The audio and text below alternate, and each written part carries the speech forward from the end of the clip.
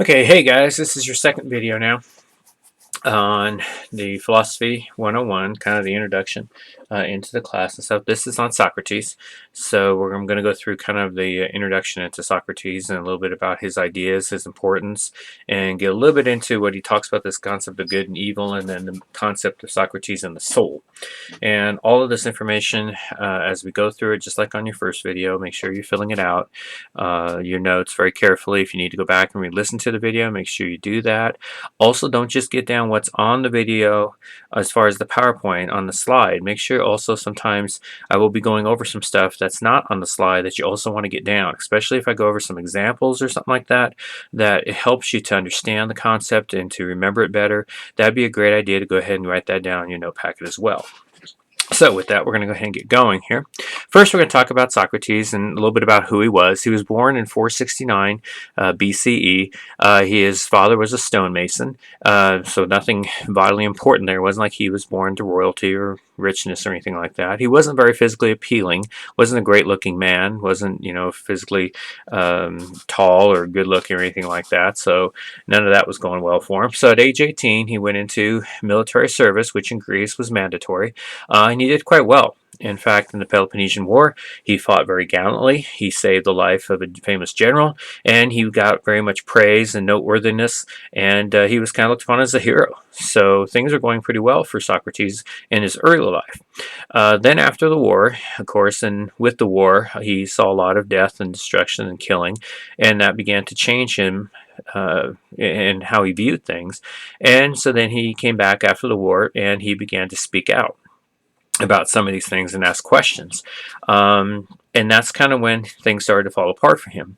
In 404 BCE, Athens will lose a major war to Sparta.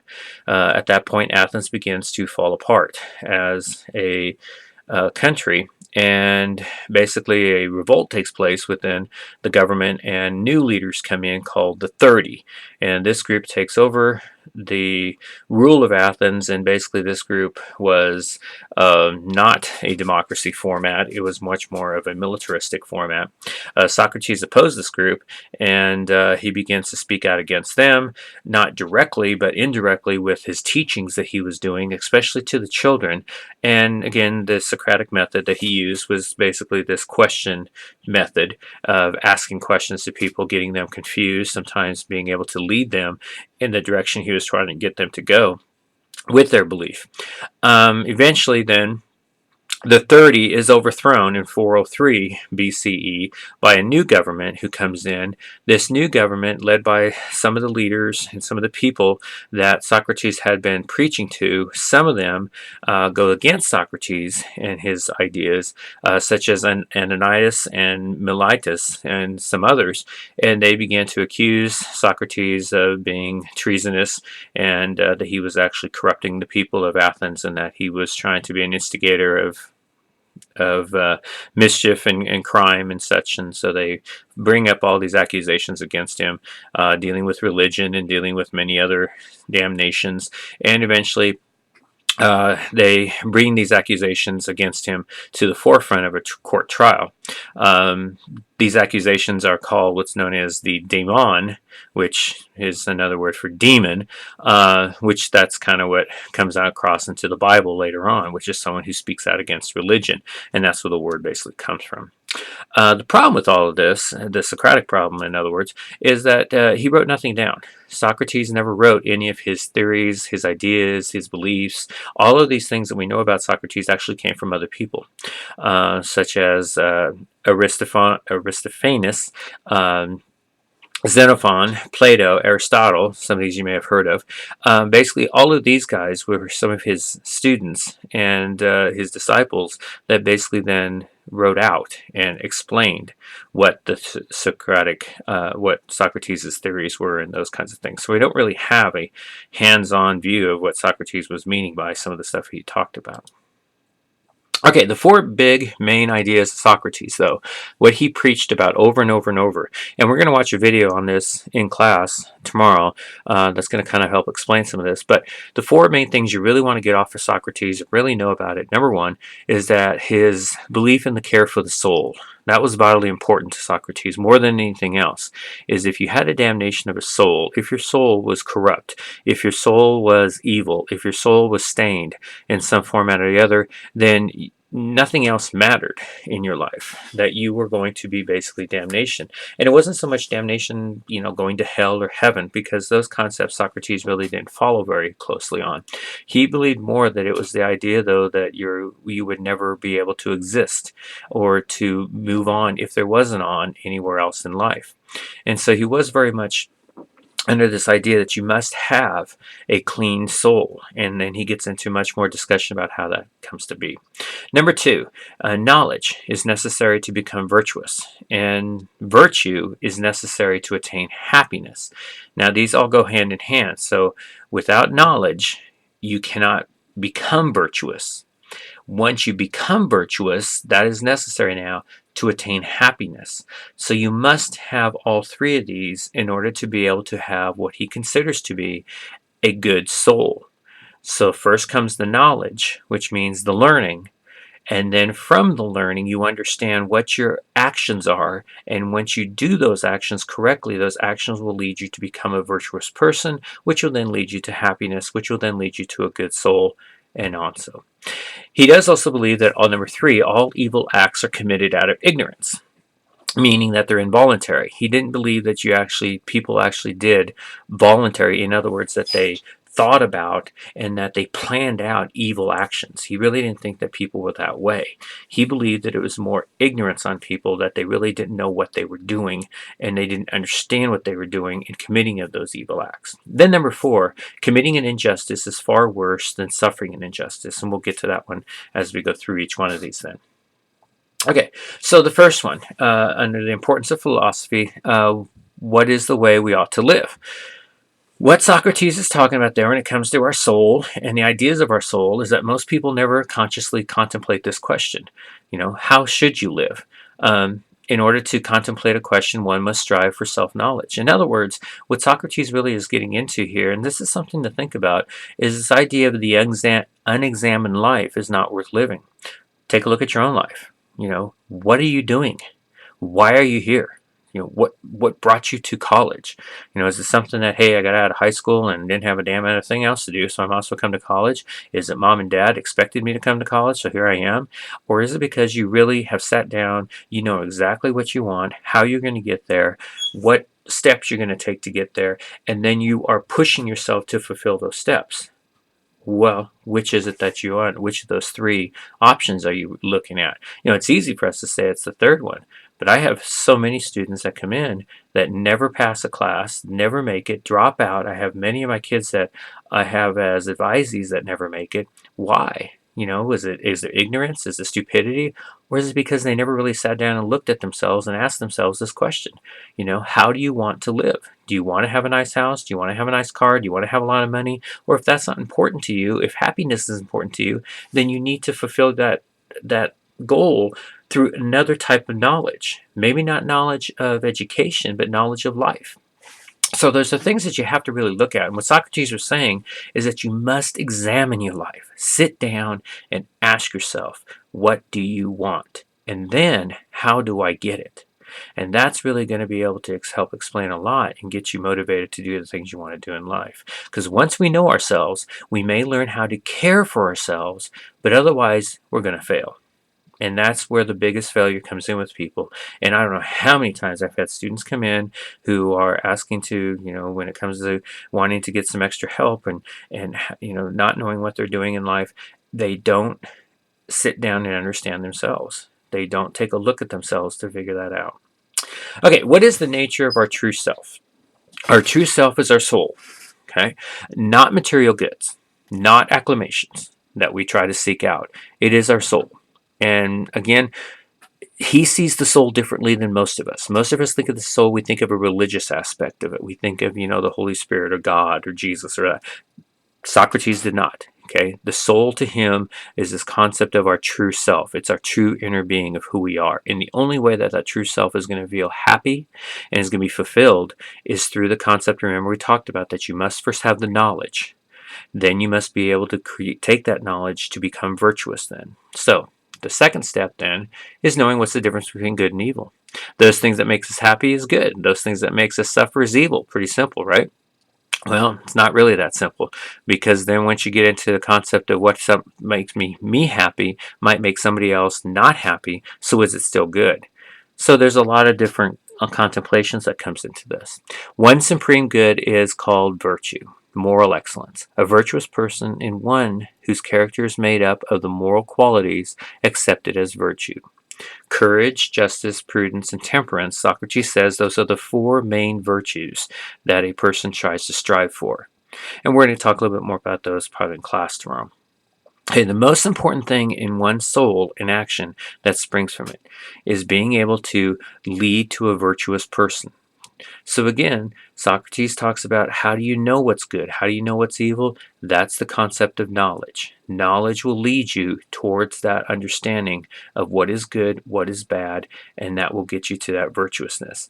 Not having the knowledge, and again, knowledge is not necessarily knowing, you know, statistics or being able to do biology. That's different kinds of knowledge. Okay, knowledge, what he is talking about, is knowledge of the world and life, knowledge of yourself, knowledge of how you interrelate with other people and how they interrelate with you. That is what Socrates is looking at, and his idea is that you must have knowledge in those four key areas of courage, justice, prudence, and temperance. Okay, to become virtuous, you must, again, have knowledge of the nature of virtue. Okay, virtue is the only thing that is intrinsically good. Human beings naturally follow after those things that are good. Okay, so why do people fail to become virtuous? Why do people turn toward evil acts? And why do they not ever find happiness? All of those questions basically comes down to what Socrates says is one key thing. And that one key thing is ignorance. All evil, according to Socrates again, is the result of ignorance. Not knowing what you are looking for or how actions cause harm is the definition of ignorance. And again, it's the not knowing what you're looking for. So many times you get in trouble. So many times we do things wrong, not necessarily breaking the law wrong, but doing things that are immoral, doing things that are unjust, doing things against other people that we know is not right, yet we do them anyway because of the ignorance that we have. Socrates says that no wise man believes that anyone sins willingly. They know very well that every base or evil is committed involuntarily. The individual is ignorant of virtue alone. One has true good and makes false assumptions. And that's a big key there that you want to make sure you get down. False assumptions about money, power, materialism, and those things that will make them happy. So for some people, the idea the ends justify the means by, if I lie or if I cheat or if I do something that maybe if I steal answers from someone else in order so that I can get an A on the test, that's going to make me happy. That's going to be able to make me successful. When in fact, all it does is it gives you temporary. Yeah, maybe you pass that test and maybe you get away with it. Maybe the teacher doesn't catch you. But eventually it is going to come back on you, because once you begin to take that path, it's going to continue until you end up falling into something that you no longer can control, and then you're going to be in trouble. And it can always happens that way, continuously. And again, that's the ignorance that people have. I don't believe, and Socrates believes this very much, that people don't willingly plan. Okay, you don't get up this on a given day and say, "Oh, well, I'm going to go cheat on a test today." You basically go into that room and you are panicking because you're looking at the test questions. Maybe you didn't study, and now you're looking at the questions. You realize you're going to bomb this test. At some point, unwillingly, unknowingly, you start looking over at someone else's answers. And what do? You start justifying it. Well, it's just a stupid test. It's not really going to matter much. It's not doing that big a deal. I'm not harming anybody by doing this, etc., etc. All of those ignorant ideas and all those ignorant statements is what comes out, and that basically then leads you down that path towards actions harming others. So when we make these false assumptions, we end up tarnishing our souls, which Socrates says then condemns you to a perpetualness of unhappiness. And again, just think about, how many times that you probably are not happy, and look at what's going on in your life to find that unhappiness. Many times it's going to be because of all of the actions that you're doing that's causing harm to yourself and to others is going to lead you to that. Okay, so that pretty much takes us to the very last one then, this idea of suffering. This concept that Socrates basically says that if you're committing an injustice is far worse than suffering an injustice. Okay, what does that all mean? Well, let's take this example. Okay, let's say that I lie to someone. Let's say I lied to my wife about something. She asked me if I got something done, and I lied to her. I say, yes, I did it, when I really didn't do it. Okay, so is that doing that injustice? Is it committing that injustice worse than having to suffer that injustice? Well, let's say that I lied to her and she believes me that I did something and I didn't get it done. She goes off, I go off, I don't get in trouble for it. Did that harm me? Did I do anything wrong? No, I'm going to be like, hey, I got away with it. Great. Might do this again. So what does Socrates mean when he says that committing an injustice is something worse than basically suffering it? Because let's say that on her part now, I lied to her about something, doing something, maybe, that I did check the car over and made sure that it had oil in it and stuff, and it didn't. And then she takes off driving it and she breaks down. And now she's out in the middle of the road with a broken down car because of my lie. She's suffering the injustice. Socrates says that committing it is worse than suffering it, yet she's the one suffering. I'm not. I'm not the one in a broken down car. I'm the one who lied about it. Okay, so to me, doesn't that make it sound more like that it's worse to suffer the injustice than it is to commit it? Well, what Socrates is talking about there then is, again, it goes back to this concept of virtue, which goes back to the concept of the soul. He's talking about not the action. He's talking about the ramifications of what comes after the action. Okay, and that's where Socrates is really viewing it at, is that yes, for that person, the harm of the injustice might be terrible, but the person committing it is going to even have a worse offense later in life by his soul being condemned and damned for what they have done. So again, you take a killer who has killed someone, or maybe not killed them, but put them in the hospital. The person who has suffered that injustice has suffered much more physically worse at that moment. But later on, the person who committed the injustice is going to be even worse off, even if they didn't get caught, because Socrates says that their soul is already condemned. For some people, they don't see it that way, which Socrates doesn't care, because again, that goes back to ignorance. Okay, if you don't have the knowledge to understand how your soul is going to be condemned, or you're going to lose the virtue of happiness and the virtuousness of life, then that ignorance can allow you to be able to continue committing those injustices through that ignorance. But you're still, in the very end, going to have that damned soul of whatever that means. Okay, and again, Socrates doesn't say that you're going to go to hell for it. He just says that it's going to be condemned to whatever the ends would come about for it then. So those are the main concepts and ideas of Socrates again. And we're going to kind of go through this example in class. I'm going to put it up there and we'll run through that. So again, here are the four. Care for the soul. Knowledge is necessary. All evil acts are committed out of ignorance, and committing an injustice is far worse than suffering it.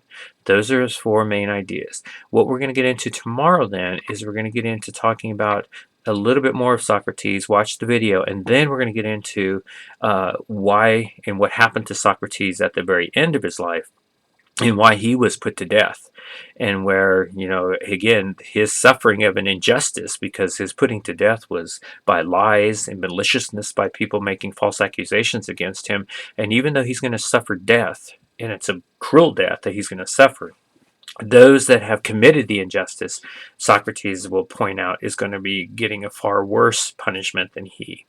So we'll finish that up tomorrow in class then.